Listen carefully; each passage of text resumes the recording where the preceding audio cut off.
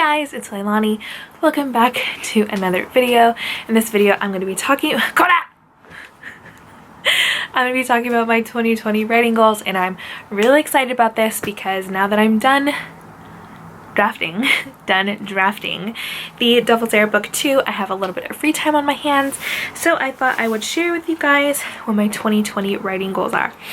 And if you watched my last video, I talked about how I half failed, half won my 2019 writer goals, and those were, I only had two. So I only had two goals for that year, and now I have a lot more goals for 2020. So let's get into it. Guys, so this notebook is familiar to you. I talked about it in my 2019 writer goals video. So this has been a goal of mine for like 3 or 4 years. Not gonna really talk about the idea because I don't want to give any away, but like I said, I'm still deciding if I want this to be a YA traditional idea or if I want to turn it into a new adult indie, a new adult self-published idea. So two very different genres or niches, so we'll see how that goes, but we'll see. But I'm still super excited about this one. I just don't know if I want it to be rated PG or rated PG-13 or rated R. So we'll see. So this is my first one. I guess it's not really like a 2020 goal, it's just like a writer goal because I probably won't get to it this year, but it is one that I'm going to continue talking about as a reminder to myself to get started on it. Okay. But I already have this one like almost completely plotted out, so it's just deciding which way I want to go. Okay, so let's see, what do I have now? Okay, so this is one that I really want to talk about. This one is definitely a YA book. It's an idea that I've had for quite some time now. I don't really follow like too much of the traditional. My dog is sleeping. I don't really follow too much of like the traditional, like what's going on in the traditional publishing kind of world. Honestly, I'm so behind on reading that I hardly even really read anymore. I've been listening to a lot of audiobooks, so I know like high fantasy is really big right now. That's kind of it. That's kind of all I really know. I don't really know too many like YA stuff, so if you guys really follow like traditional books, let me know kind of what's popping right now because I have no idea. So and for like contemporary YA, it's like stuff that's really light, like really you know, just really like lighthearted. Like I know I don't want to butcher these titles, like with Twinkle from Love and like that series, or when Dimple met Rishni, or did I get those names mixed up? Doesn't matter, I'll pop the author up right here. So she writes like just really lighthearted, kind of like To All the Boys kind of series. It's just something that's just really light. So I know that's really popular right now. So this book is definitely, it's YA, it's contemporary, but it's not really lighthearted, so I'm not going to talk too much about it, but I'm really excited for this book, but I'm also really scared about this book because it is something that touches me close to the heart. It's not really like sad or anything like that. Like it shouldn't be really like sad. It's not like the purpose of it, or like dark, you know? But it's definitely like a subject that I'm a little bit afraid to touch on just because I feel like there's a fine line that I don't really want to cross. But it is personal to me, so I feel like if I can perfect this book and get it right, I definitely feel like traditional publishers would maybe be interested in it, just because I feel like the topic is something that's really important that's not really talked about. So I'm gonna leave it at that. But I do have a generic plot. So again, I follow Save the Cats. I'll make a separate video about that. So I have the big outlines. Right now I'm actually working on the chapter by chapter outline. So if you watched any of my other books, you'll know that I plot on Scrivener in like the little notes section is where I put like my outline. So this is kind of what I'm currently working on. So this is a YA contemporary, hopefully tradition published. And then these ones are, so I have these 3. So these ones are paranormal. Yes, these ones are paranormal. So let's see. There's this one right here in this notebook. It is, okay, let me back up. So all 3 of these are paranormal. So the likelihood of me self-publishing them is pretty big. There is one of them, maybe 2 of them I feel like might have a pretty good chance at being traditionally published, because I feel like these specific topics haven't really been done yet. So I'm excited to be able to, you know, go into that avenue. But as you guys probably know, to try to traditionally publish is really hard. So it could take up to like 6 months to even get a agent, and then who knows how long to, you know, go on submission, I think is the correct term, or to try to get picked up. Who knows how long. And then once you're picked up, who knows. Like I met Sarah Henning. She's the author of Sea Witch, and so I met her at a signing, and she said it was 5 years from when she got picked up. Let me make sure that's right. I'm pretty sure it's what she said. Don't quote me. Pretty sure.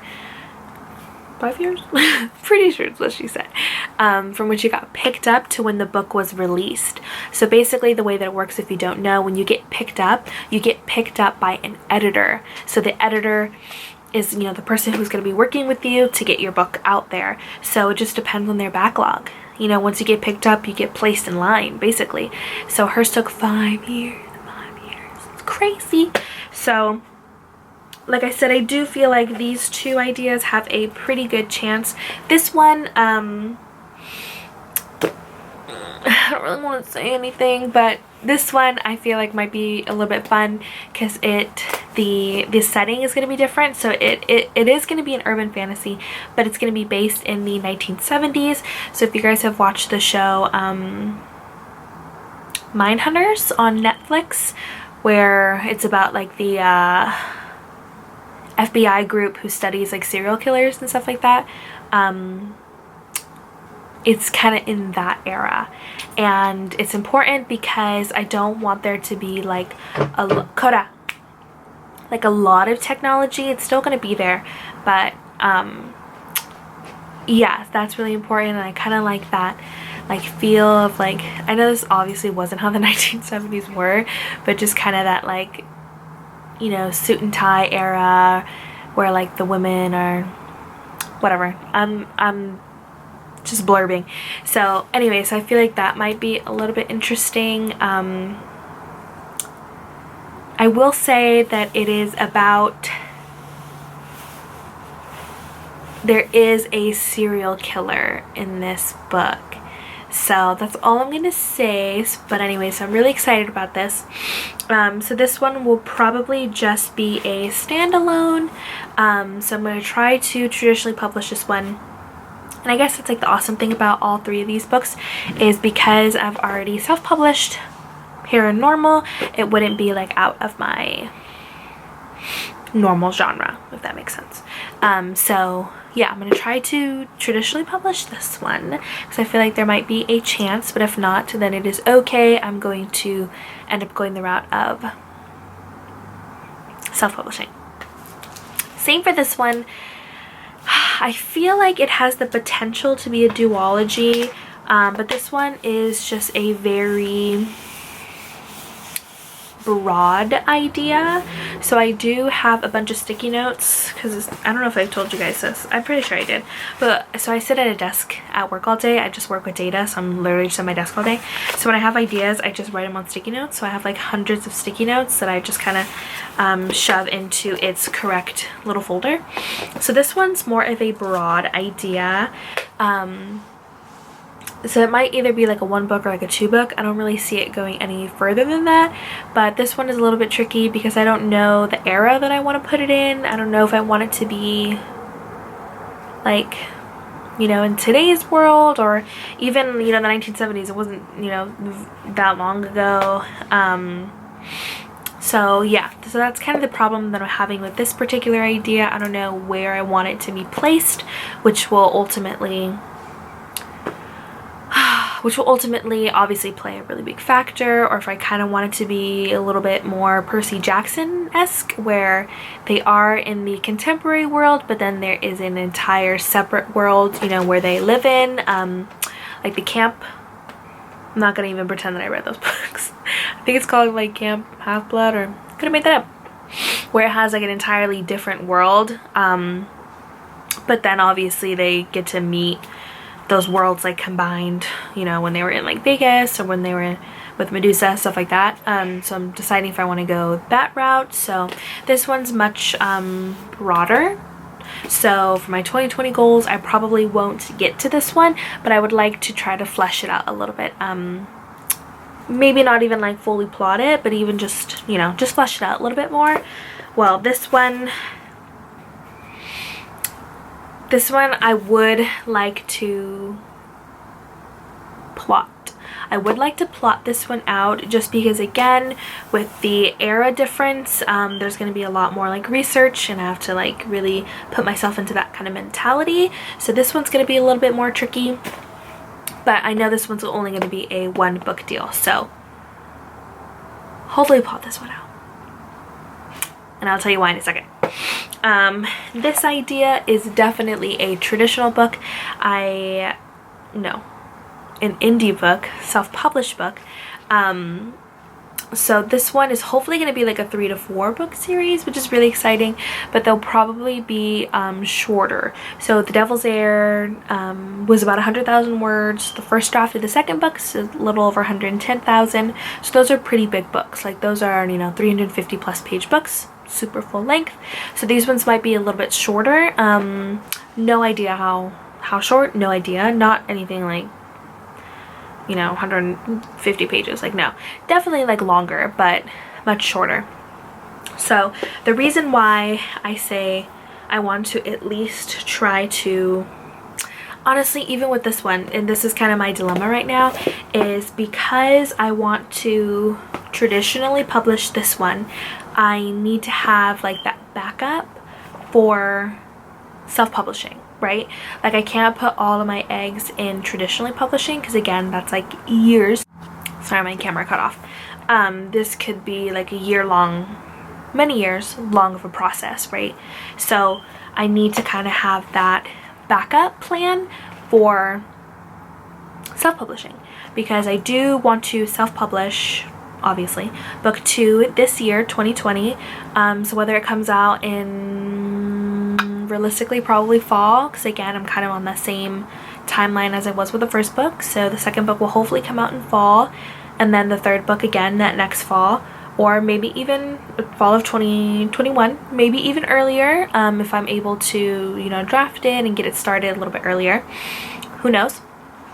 But because that one's only a trilogy, and that's the funny thing about being a writer, is now I like plan out my years by books. So I'm like, okay, well, if I do 2 books this year, and then the next book, and the next book, so like it seems like so far away, but because you're so like focused in on like, you know, editing and that type of stuff, like the months kind of fly, but it is such a long process, but they go by really fast. All that to say, I need to have my plan, like my next project for self-publishing, because I don't want to go, you know, like a year or 2 years without another book, just because I'm waiting on traditionally publishing. And even if I got picked up, which would be amazing, not even for my for my contemporary ones, but even for my paranormal ones, I still need something to come out, right? Because I still want to grow as a writer and grow my audience and stuff like that. So that's why definitely want to get this one started. Yeah, definitely want to get this one started sooner rather than later. I already have like the big outlines for all 3 to 4 books. Just again, the super big, literally like what I want to happen, nothing specific, just what happens in each book. So let me break this down. Again, I talk really fast and I talk a lot. I'm so sorry. Okay, I need a drink. This is my cup my sister made for me for my birthday. I lied, not my birthday, for publishing my book. It is a Starbucks cup and it says author fuel and it has my name on it. So let's back it up.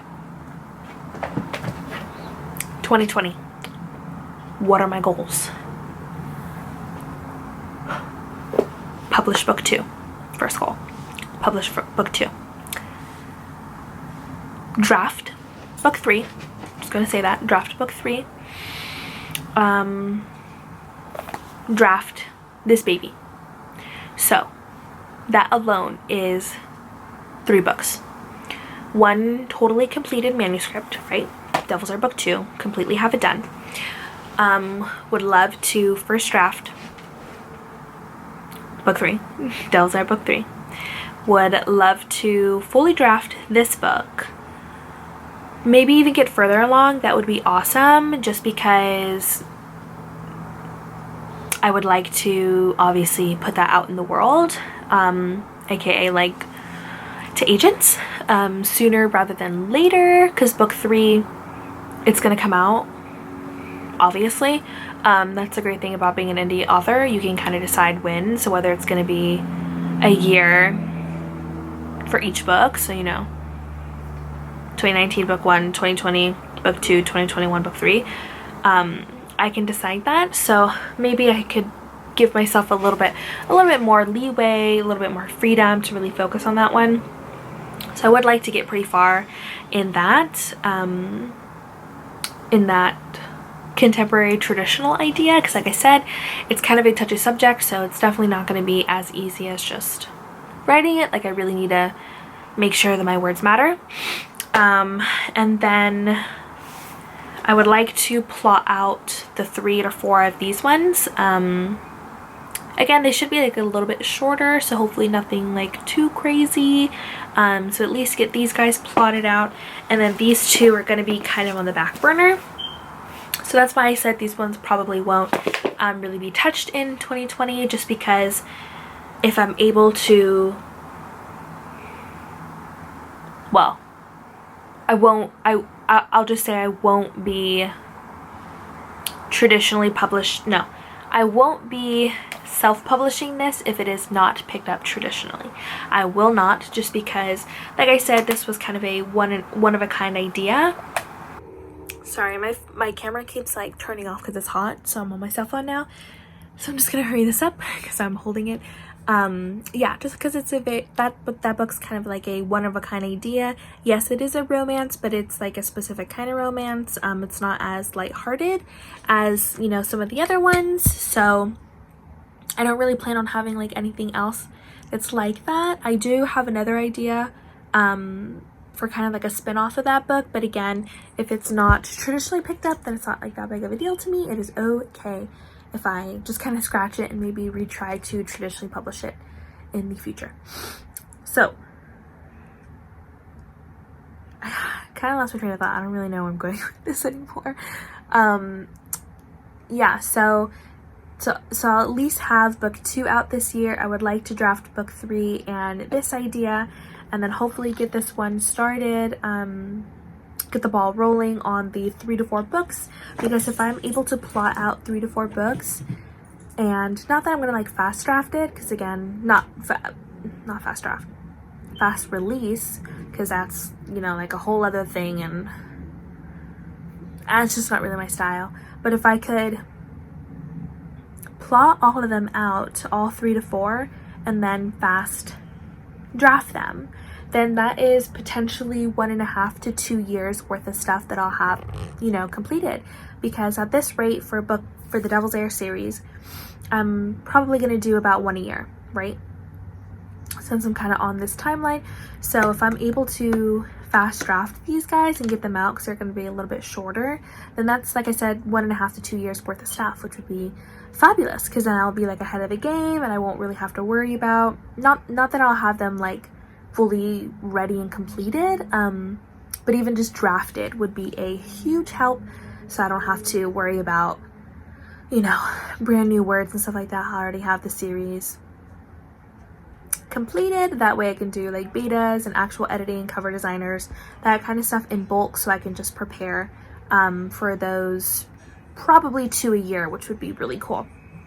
And then I can focus on these ones and not really have to worry about whether I have backup, whether I have something ready for indie publishing. So yeah, so then I can have time to attempt to traditionally publish these, and if not, then that is okay. They will go next in line after these ones.